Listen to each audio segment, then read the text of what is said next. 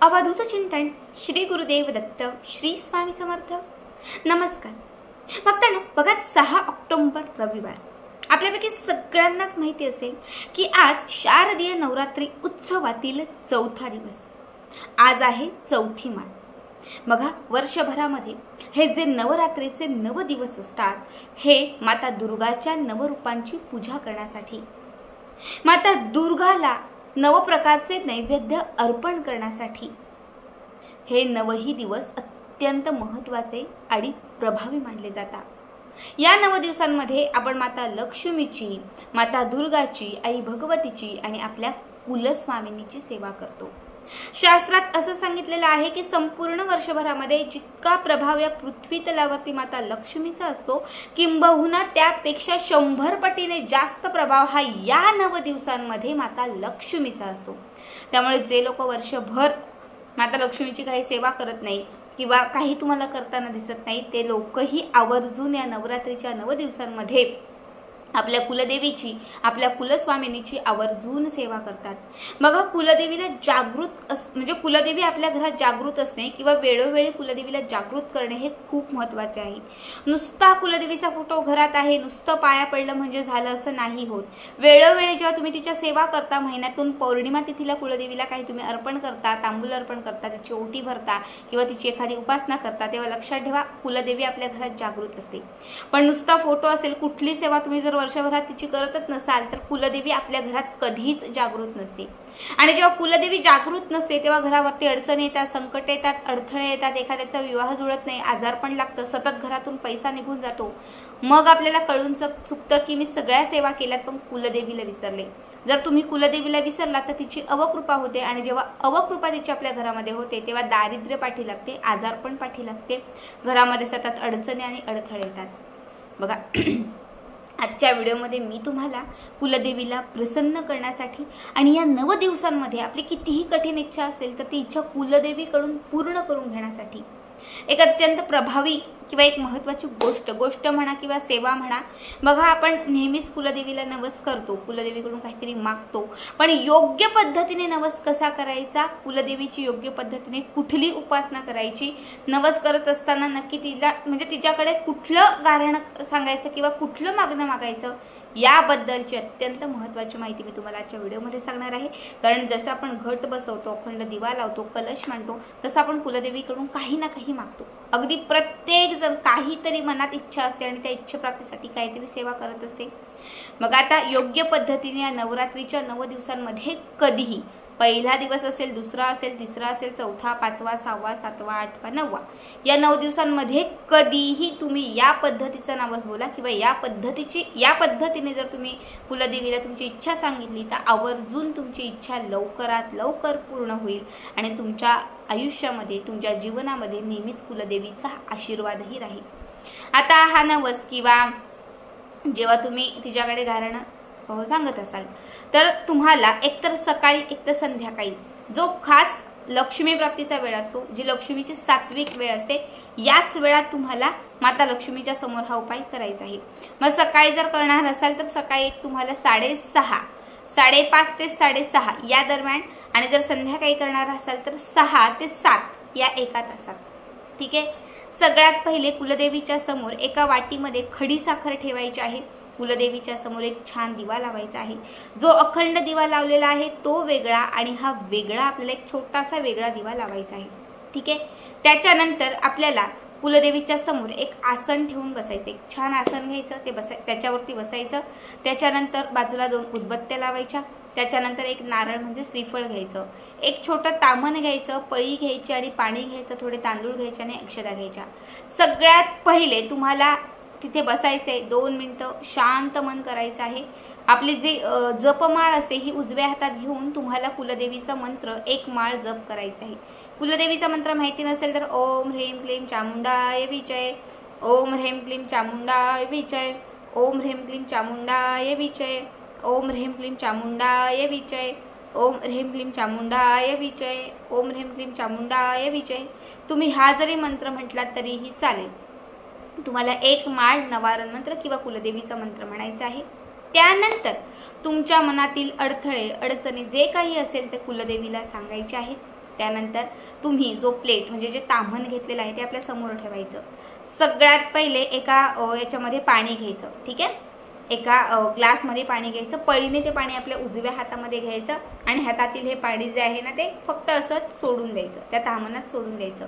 त्यानंतर तुम्हाला याच उजव्या हातामध्ये पुन्हा डाव्या हाताने पळी जी घेतलेली आहे तर त्याने तुम्हाला 3 पळ्या याच्यामध्ये पाणी घालायचं आहे आणि तुम्हाला केशवाय नमः, गोविंदाय नमः, माधवाय नमः हा मंत्र म्हणायचा आहे। ओम केशवाय नमः, ओम गोविंदाय नमः, ओम माधवाय नमः हा मंत्र म्हणून झाला की त्याच्यानंतर हातामध्ये असणारे जे पाणी आहे ते पुन्हा एकदा त्या प्लेटमध्ये सोडायचं आहे, ठीक आहे। अगोदर पाणी एक पळी घ्यायचं, ते असंच सोडायचं, मग ओम केशवाय माधवाय गोविंदाय नमः हा मंत्र म्हणून हातामध्ये घेतलेलं जे पाणी आहे ते त्या प्लेटमध्ये सोडून द्यायचं। त्याच्यानंतर पुन्हा थोडंसं पाणी आपल्या उजव्या हातामध्ये घ्यायचं आणि आत्ता हे उजव्या हातामध्ये घेतलेलं पाणी आचमन करायचं, म्हणजे थोडंसं ते प्यायचं।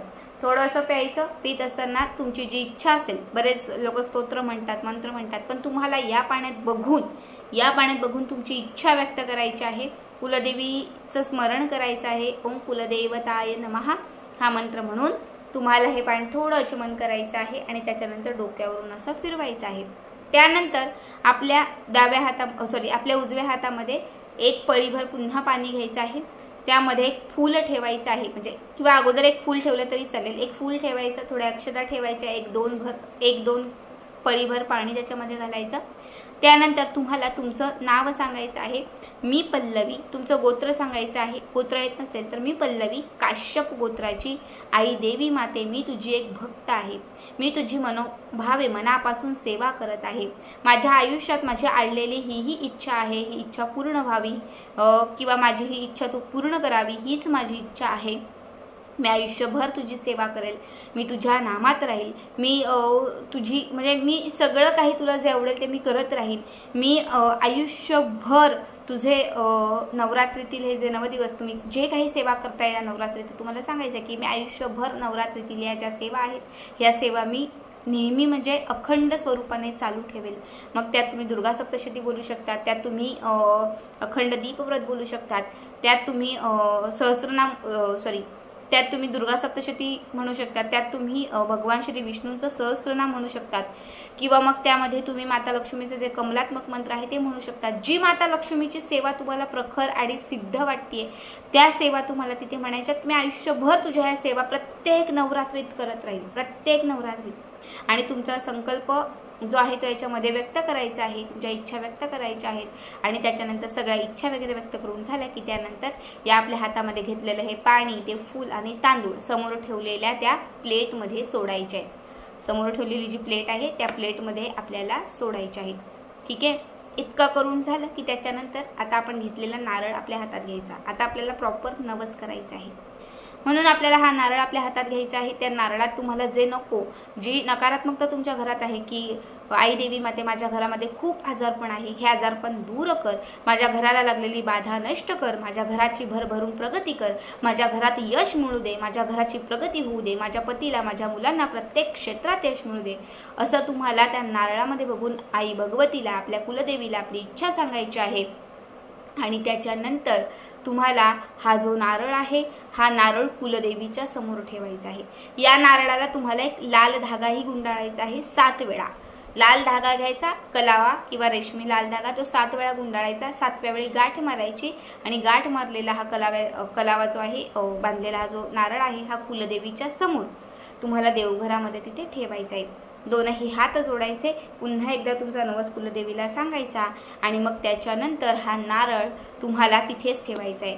जेव्हा तुम्ही मूळपीठावरती तुमच्या जाल, म्हणजे तुमचं मूळपीठ हे कोल्हापूर असेल किंवा तुळजाभवानी असेल किंवा माहूरची